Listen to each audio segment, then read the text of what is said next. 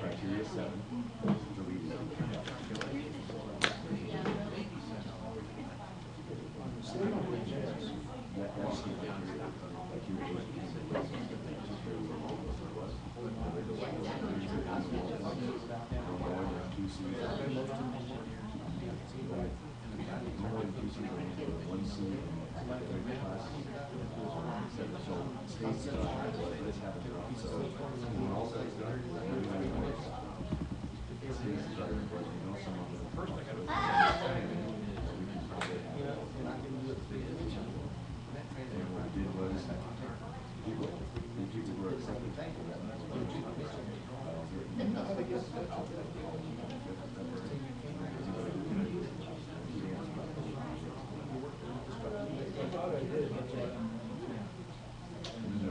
District 7 is down here, part of District 7, that's located down. Yeah, they were very pleased because I'll have to do that. But I put our methodology in that front page. At this point, because you don't understand what we're doing, you and I was doing. So I made it nice and clear what the methodology was.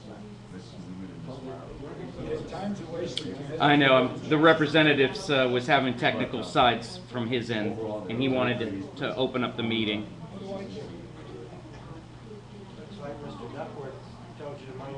Exactly. Exactly. That's a nice way of putting it. I had other words, but that's good.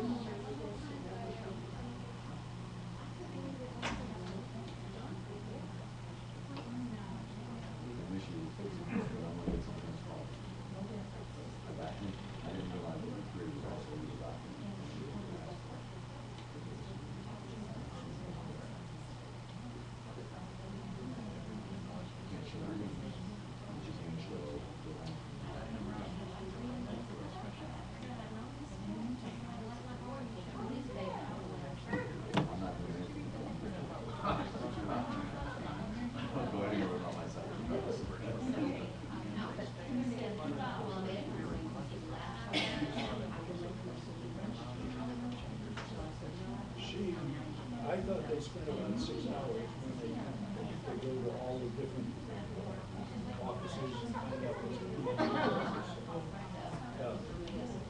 I usually take the constitutions and put them to those guys. That's an 8th grade class.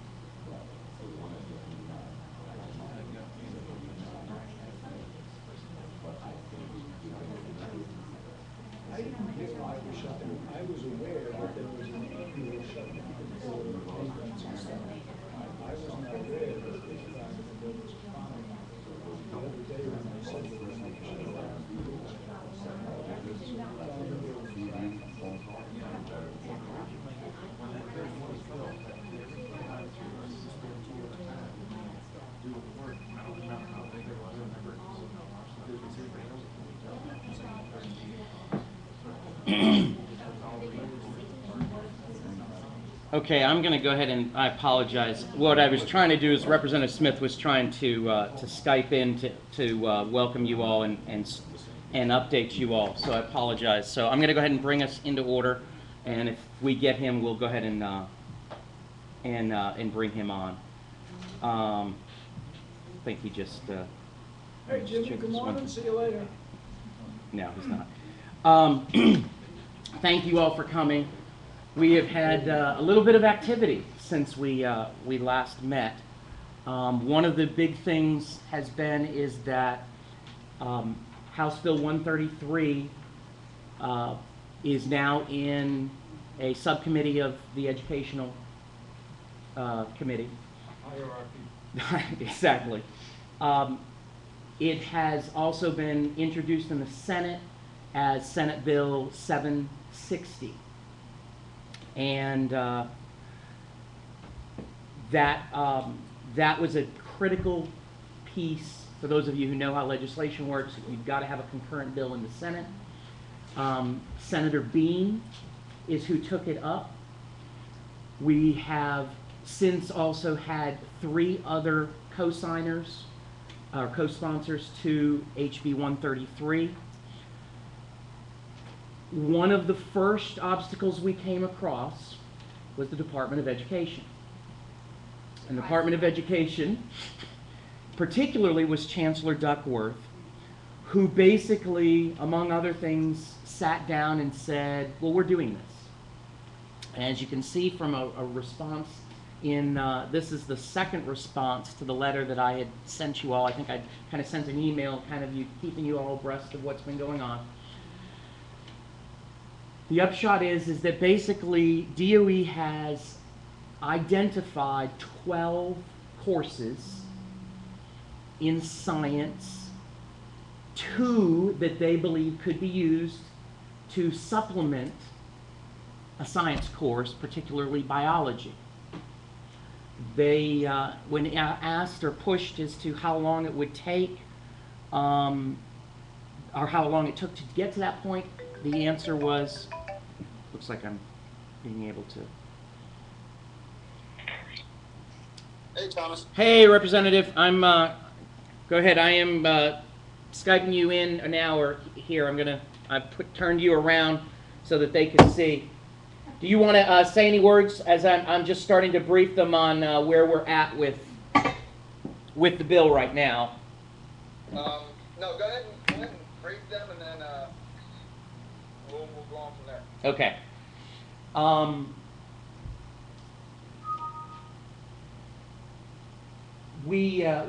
One of the concerns that he provided when we asked, or when Representative Smith indicated to him or asked how long it took them to come up with that, it appears that it's taken them a year to 2 years to come up with those 2 courses of identification. So Representative Smith asked, how, again, we've talked about how can the task force aid in getting to where we need to. So I drafted the letter, which I sent it to you all. I had different committee members here kind of chime in, particularly those that are specific to some of the things we were looking for. We primarily quoted the information of Dr. Stone's information that he provided at the December meeting, which basically, among other things, talked about, for example, that Algebra 1, Geometry, Algebra 2 courses did not necessarily correlate that those standards were the ones that were necessarily needed or tested for competency on the ACT to get, for example, a number 22. So when we sent that out, we copied the Speaker of the House for Florida, the Senate President, the Governor, Representative Smith, and interestingly, Chancellor Duckworth came into the representative's office the next day and seemed to indicate he was not nearly as opposed as maybe he necessarily was the first time. It's important, and I have to say this because I want to make sure that I do this, it's important that we do need the Department of Education's support and buy-in if we are going to be successful. Those of us in education sometimes have to swallow that a little bit because we get frustrated. We know the challenges we've had there. But we really want to work with the Chancellor. He is the Chancellor of CTE, so he certainly is somebody that there's going to be legislators and the governor's office that that truly is going to ask him, and so they're going to rebuttal that. So we need to be able to provide that. The Chancellor Duckworth sent the letter, which I copied in this. They have it in their package, Representative, today. They don't have the backup. I'm going to provide you with the backup. The backup was about 20 pages of the 2 courses that he indicated. And I think those are going to become more important in our conversation here in a few moments. But one of the things that they have is they talk about the standards. What we think of, I believe, in looking at them. Do you recall if either Representative yourself or one of the aides there, whether those standards were Sunshine State standards, Next Generation, or Common Core, or any of the above? Actually, I think Sunshine State Standards was one of the things I saw, but I didn't see the term Common Core used. Okay. Just because those... It's going to be introduced next year. Right, that's why I wasn't sure on that. If you look at it, it's on Biotechnology 1, the second page of the series that he sent you. These standards support the following Common Core state standards and Next Generation Sunshine State standards. And it goes through with the litany of each of those standards. Thank you, Representative.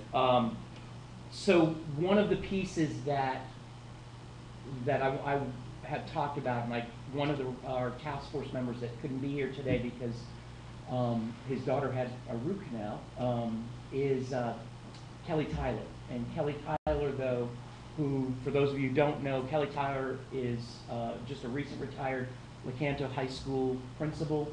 And he was also director, help me out here, who's been here longer than me, he was director of CTE for us for a number of years. And he gave some really good observations as to, and those of you who know Kelly know, this is a quiet-spoken man, but he carries a big stick of knowledge with him. And so his response was that they weren't wrong, assuming that the idea is that a student will have to take the biology EOC. But that may not be necessarily the direction that we are saying needs to go down that road. So that, you know, the Chancellor wasn't wrong in perhaps what they identified. It just happens to be that what they identified was just to accomplish within the current box that they have. What I think is exciting, and Representative, if you want to chime in on here, please do at any time, is the excitement that HB 133 and Senate Bill 760 is having at bringing this conversation finally to light. And I think that, and I don't want to jinx it, but we say we are, you know, cautiously optimistic as to our success.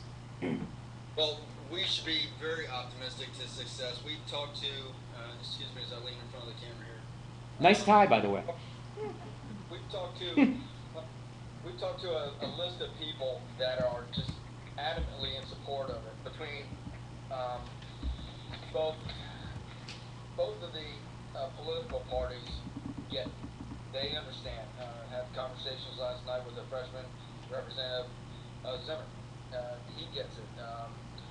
Ray Winkle-Vasalinda, who's a more senior Democrat member. So there is no party politics being played in any of this. They see this as what it is that I'm preaching to them about, as being the linchpin for making career and technical education successful. We have Manufacturers Association, we have the Florida Carpenters Union, we have the Department of Education, although with some twisting and pulling, we got them on board. Foundation for Florida's Future, Florida Chamber of Commerce. As you probably know, Superintendent Himmel's on board.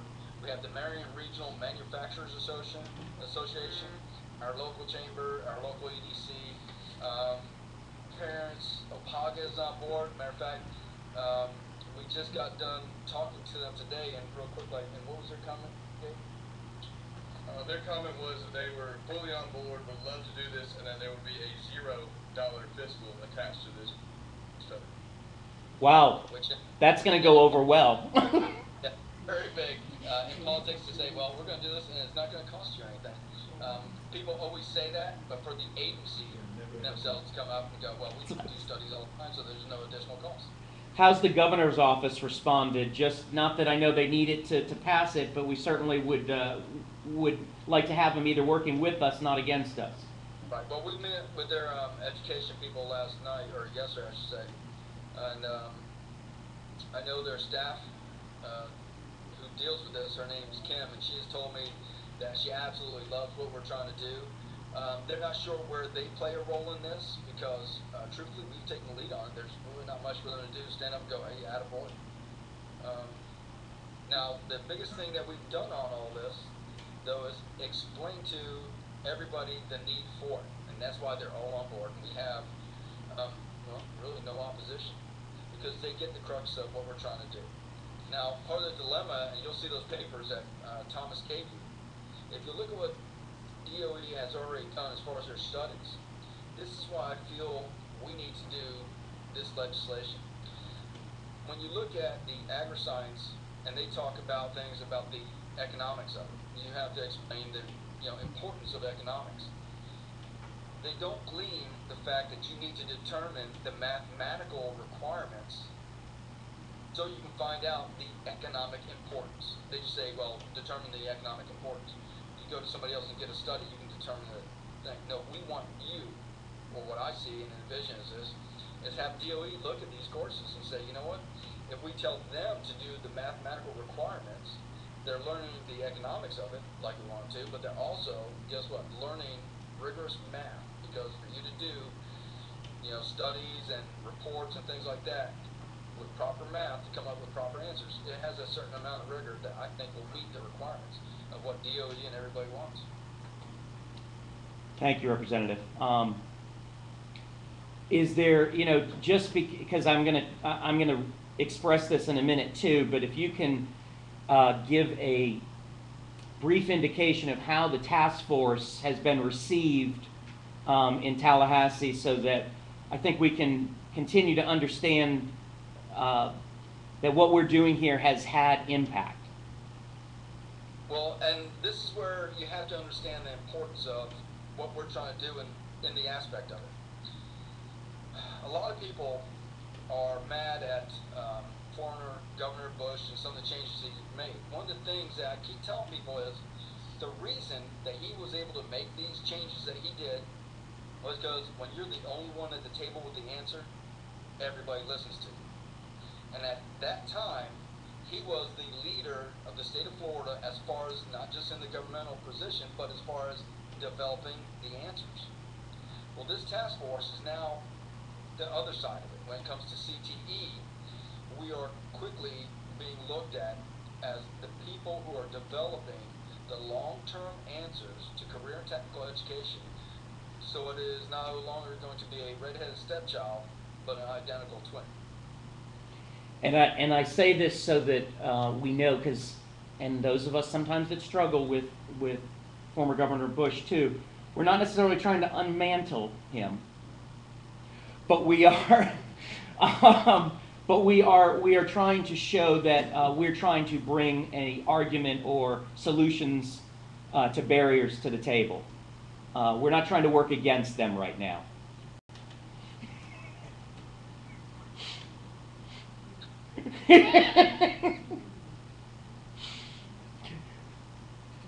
I'll take that as, yeah, we're not going to work against them right now. Well, Representative, I appreciate it. Is there anything else before I start moving us along? As an example, they're on the list of supporters. Good. I'd rather have them working with us than against us for the moment. Amen, brother.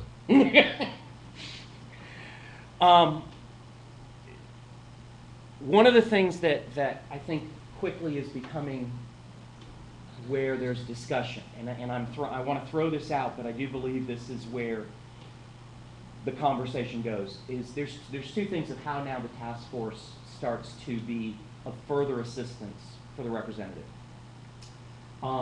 We want to make sure that we can empower him with the talking points to the arguments that during committee that they'll have to say, why do we want to do this bill? Now, we've been establishing those as we go along, but I want us to continue to talk about some of those, so that's going to be some of the dialogue that I want to have with you, as to how we can continue to arm him as he goes into conversation and, for lack of a better term, debate with the committee. The next thing is also, and this goes back to what Mr. Tyler was saying. So often, Florida, and we have been a bit unusual, Ms. Nobles was sharing with us, and I'm going to just to give you a picture here of options. One of the options we currently have that we use as a tool in our schools is something called Penn Foster. And for those of you not from education in the room, what Penn Foster is it is a Pennsylvania virtual school. And it allows, we use it in multiple ways, but one of the ways that we use it is that for our students that are having challenges passing the EOCs or passing the FCATs, particularly it's been the FCATs at the pass. And I would say there's a large segment of our students, and a growing larger number, that if they are recognized and designated as ESE and have an IEP, we do have options that will not necessarily hold them back from getting a high school diploma. But we've had something that's called Race to Intervention, RTI, which has basically been saying, well, we don't want to necessarily just label a child, we want to be able to just get them the assistance they need. And I think we'd all argue to say that's good. On the other hand, if they don't get labeled, I can't get them the assistance if they have trouble passing those EOCs, passing those FCAT exams. So one of the options that we've had is called Penn Foster. And what we've done is, Ms. Nobles, I shouldn't say we, Ms. Nobles matches up the courses to a equivalency in Pennsylvania, and then our students take 2 courses online that we think they will be successful in with Penn Foster.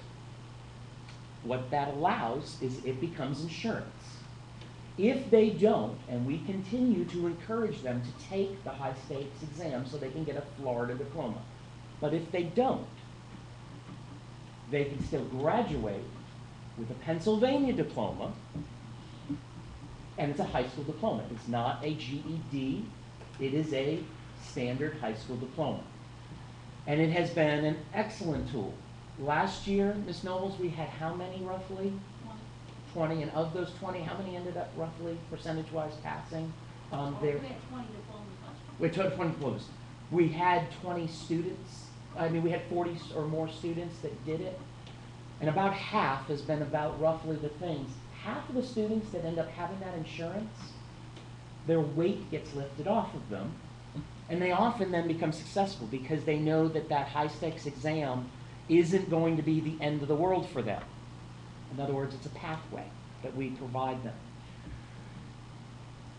I bring this up because the philosophy that we have had is, again, we want to provide multiple pathways. I say we, meaning Citrus County. And so we have used any tool that we've been able to get our hands on at our disposal to accomplish that. Penn Foster's been one of them. The way that we can do that is, for example, Ms. Nobles, can you give us an example of a course here that is equivalent to a course requirement in Pennsylvania, but because Pennsylvania is more flexible? Pennsylvania requires civics as a graduation requirement.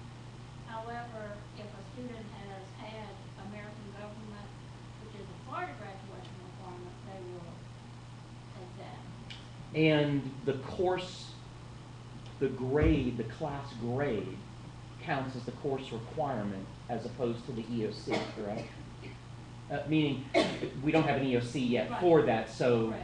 the students work.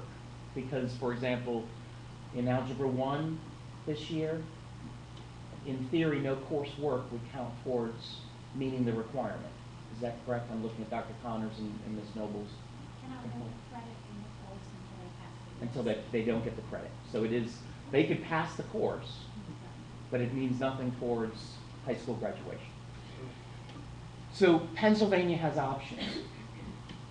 What the question, I think, becomes is that as what Kelly Tyler brings up is this then about having course replacements, and we're talking about now the study, the argument, or is it about having courses that meet the standards that need to be, alternative courses that still meet the standards?